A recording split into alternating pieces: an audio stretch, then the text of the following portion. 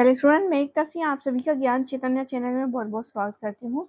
आज के इस टॉपिक में माउंटबेटन योजना, भारत का विभाजन एवं स्वतंत्रता से संबंधित क्वेश्चन आंसर देखने वाले हैं। तो शुरू करते हैं। सबसे पहला है, भारतीय राष्ट्रीय कांग्रेस ने माउंटबेटन योजना को स्वीकार किया था।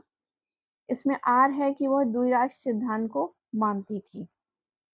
तो आंसर यहाँ पर हो जाएगा, एक तो सही है परंतु आर जो है वो यहाँ पर गलत है।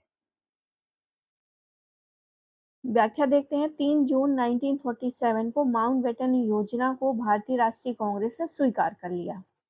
मुस्लिम लीग ने भी इसे स्वीकार कर लिया क्योंकि इसमें भारत को भारत संघ और पाकिस्तान में बांटने का प्रावधान था। भारत में सांप्रदायिक गतिविधियों से तंग आकर कांग्रेस के नेता मजबूत होकर इस योजना को मनाने पर बाध्य हो गए, लेकिन इससे यह तात्पर्य नहीं लगाना चाहिए कि कांग्रेस द्विराष्ट्र सिद्धांत को मानती थी। आगे देखते हैं। लॉर्ड माउंटबेटन की अध्यक्षता में बनी विभाजन परिषद में भारतीय राष्ट्रीय कांग्रेस का प्रतिनिधित्व किया था। तो आंसर हो जाएगा यहाँ पर, किस किसने किया था? अबुल कलाम आजाद ने नहीं किया था, जवाहरलाल नेहरू और सरदार पटेल ने किया था। तो 2 और 3 यहाँ पर सही हो जाएगा। लॉर्ड माउंटबेटन की अध्यक्षता में बनी विभाजन परिषद में कांग्रेस की ओर से पंडित जवाहरलाल नेहरू और सरदार पटेल ने प्रतिनिधित्व किया था। कांग्रेस के राष्ट्रवादी मुस्लिम नेता मौलाना अबुल कलाम आजाद अंत तक विभाजन के विरुद्ध थे।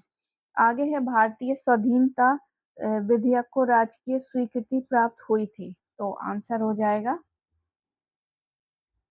इसका जो सही आंसर है वो है ए ऑप्शन। 18 जुलाई 1947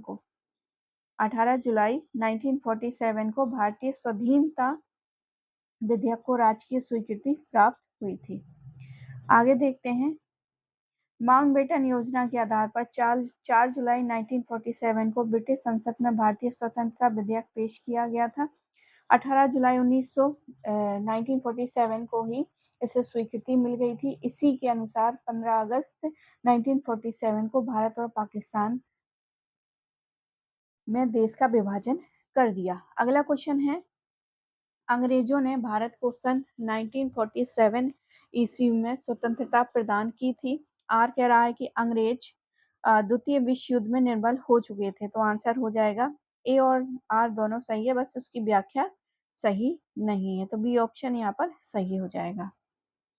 व्याख्या देखते हैं। यद्यपि अंग्रेज द्वितीय विश्व युद्ध में निर्बल हो चुके थे, किंतु स्वतंत्रता प्राप्ति का यही एकमात्र कारण नहीं था।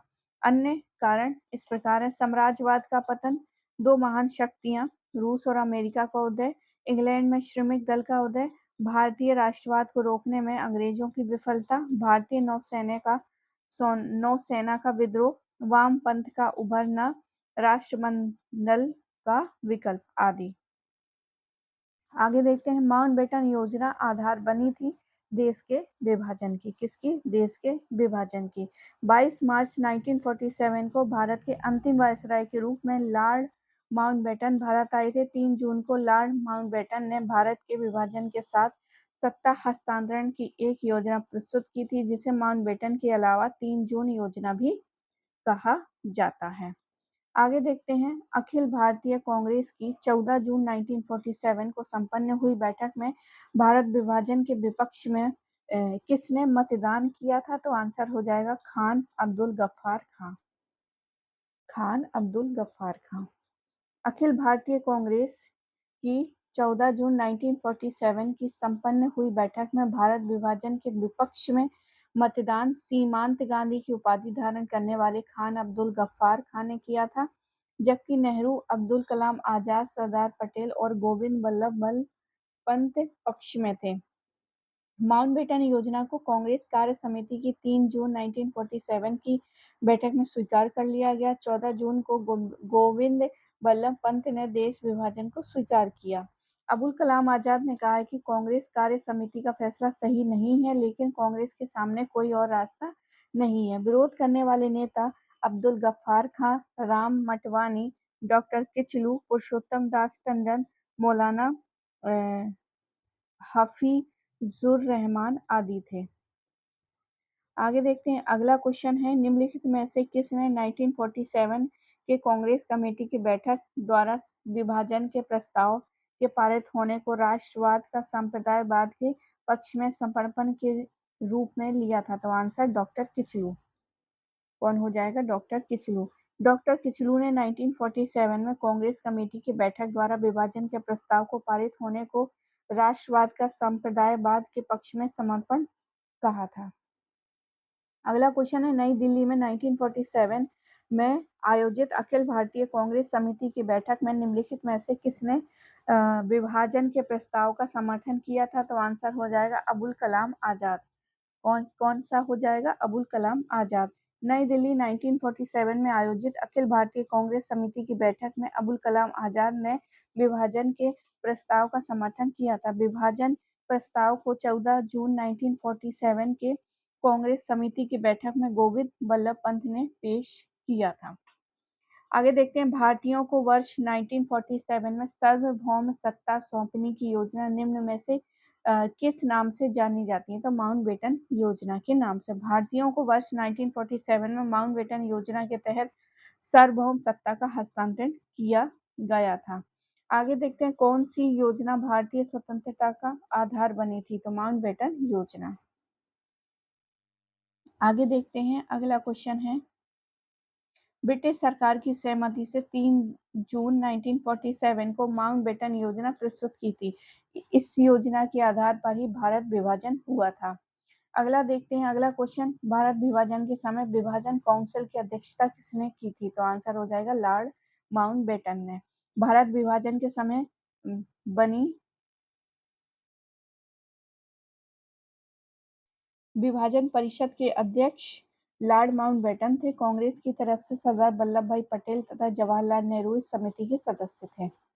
आगे देखते हैं, ब्रिटिश सरकार भारत के विभाजन के लिए उत्तरदायी नहीं है। उपयुक्त कथनों का श्रेय दिया जाता है। तो आंसर हो जाएगा लॉर्ड एटली को। 15 अगस्त 1947 को भारत 2 स्वायत्त उपनिवेशों में बंट गया, लेकिन ब्रिटिश सरकार ने इस विभाजन के लिए अपने आप को उत्तरदायी नहीं माना। ब्रिटिश प्रधानमंत्री लॉर्ड एटली ने विभाजन की जिम्मेदारी नहीं ली। आगे देखते हैं, 3 जुलाई 1947 को भारत विभाजन के विरुद्ध किस पार्टी ने काला दिवस मनाया था? तो हिंदू महासभा ने। किसने? हिंदू महासभा ने।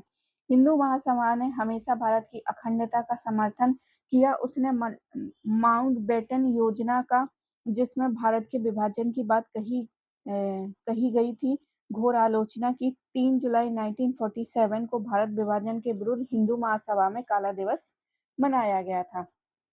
अगला क्वेश्चन है, भारत के विभाजन के समय निम्नलिखित में से ब्रिटिश भारत के किस प्रांत में संयुक्त व स्वतंत्र अस्तित्व की योजना प्रस्तावित की थी? तो आंसर हो जाएगा पंजाब। पंजाब। भारत विभाजन के समय ब्रिटिश भारत के पंजाब प्रांत ने संयुक्त व स्वतंत्र अस्तित्व की योजना प्रस्तावित की थी, परंतु सरदार वल्लभ भाई पटेल के प्रयासों से पूर्वी पंजाब, पटियाला तथा पहाड़ी राज्यों का एक संघ बनाया गया था, जिसे पेप्सू कहा जाता है। भारत विभाजन के संदर्भ में 1947 में नियुक्त सीमा आयोग की अध्यक्षता किसने की थी? तो सीमा आयोग की अध्यक्षता रेडक्लिफ ने की थी। अगला क्वेश्चन देखते हैं, इसके साथ ही उसकी व्याख्या देखते हैं। उससे पहले, भारत विभाजन के संदर्भ में सीमाओं का निर्धारण, मतलब भारत की रेखा ये है और पाकिस्तान की रेखा ये है, तो ये किसने डिसाइड की थी? रेडक्लिफ की अध्यक्षता में एक सीमा आयोग का गठन किया गया था, और जिसका काम हिंदू और मुस्लिम बहुसंख्यक वाले संलग्न प्रदेशों अथवा गांवों का मानचित्रों पर निर्धारित करना था। अगला क्वेश्चन देखते हैं, जब भारत को स्वतंत्रता प्राप्त हुई थी, यूके में निम्न में से किस एक पार्टी की सत्ता थी? तो आंसर हो जाएगा लेबर पार्टी की। किसकी थी? लेबर पार्टी की। आगे देखते हैं, निम्नलिखित में से किसने भारतीय स्वाधीनता विधेयक को ब्रिटिश संसदीय बहस में एक बिना युद्ध के शांति समझौता कहा है? तो आंसर हर्बर्ट सैमुअल ने। किसने कहा है एक बिना युद्ध के शांति समझौता? हर्बर्ट सैमुअल ने कहा है। तो माउंटबेटन योजना के आधार पर 4 जुलाई 1947 को ब्रिटिश संसद में भारतीय स्वतंत्रता विधेयक पेश किया गया। 18 जुलाई 1947 को इसे स्वीकृति मिल गई। जिस समय भारतीय स्वतंत्रता विधेयक पर ब्रिटिश संसद में बहस चल रही थी, हर्बर्ट सैमुअल, जो अनुदारवादी दल का सदस्य था, इस विधेयक को एक बिना युद्ध के शांति समझौता कहा था। इस समझौते के अनुसार देश को 15 अगस्त 1947 को दो डोमिनियन भारत और पाकिस्तान में बांट देने का निर्णय लिया गया था। आगे देखते हैं, सत्ता हस्तांतरण और भारतवर्ष का विभाजन दोनों कुल मिलाकर कितने दिनों में पूर्ण किए गए? तो आंसर हो जाएगा 72। सत्ता हस्तांतरण और भारतवर्ष का विभाजन दोनों कुल मिलाकर 72 दिनों में पूर्ण किए गए थे। 3 जुलाई की योजना मुख्यतः भारत विभाजन की योजना थी। भारत को अंग्रेजों द्वारा सत्ता हस्तांतरण 15 अगस्त 1947 को किया गया था। 3 जून से 15 अगस्त तक कुल अवधि जो है 72 दिन की थी। अगला क्वेश्चन है, किसने कहा था डोडो की भांति साम्राज्यवाद दिवंगत हो चुका है? तो आंसर हो जाएगा हमारा क्लीमेंट एटली में। क्लीमेंट एटली ने कहा था कि डोडो की भांति साम्राज्यवाद दिवंगत हो चुका है।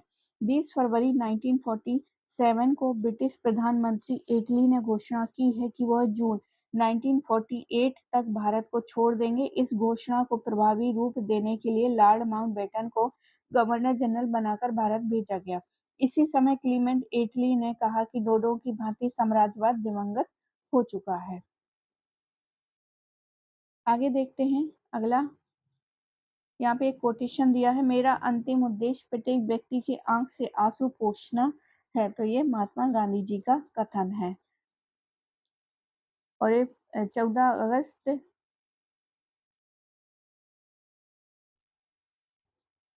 और ये कथन किसके गांधी जी द्वारा दिया गया था? पंडित जवाहरलाल नेहरू ने 14 अगस्त 1947 को कहा था कि हमारे युग के महानतम पुरुष की आकांक्षा यही रही है कि हर आंख के हर हर एक आंसू को पोंछ डाले। ऐसा कर सकना हमारी सामर्थ्य से बाहर की बात हो सकती है, परंतु जब तक आंसू है और दुख है तब तक हमारा काम पूरा नहीं होगा। तो ये बी ऑप्शन सही हो जाएगा। अगला क्वेश्चन है, जब भारत स्वतंत्र हुआ उस समय कांग्रेस के अध्यक्ष कौन थे? तो आंसर जेपी कृपलानी। जब भारत स्वतंत्र हुआ तो उस समय कांग्रेस के अधिवेशन जो है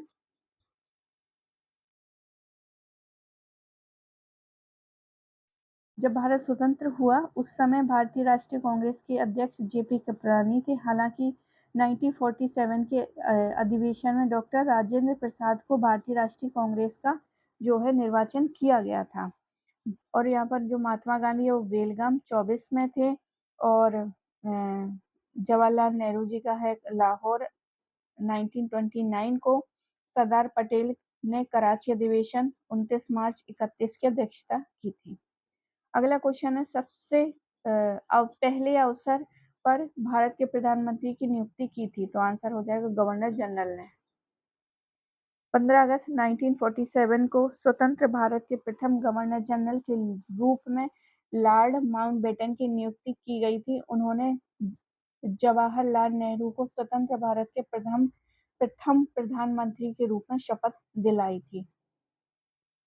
आगे देखते हैं, 30 जनवरी 1948 को रेडियो पर किसने कहा था राष्ट्रपति अब नहीं रहे? तो पंडित जवाहरलाल नेहरू जी ने। आगे देखते हैं, 1947 का नौसेना विद्रोह किस पोत पर शुरू किया गया था? तो आंसर हो जाएगा आईएनएस तलवार।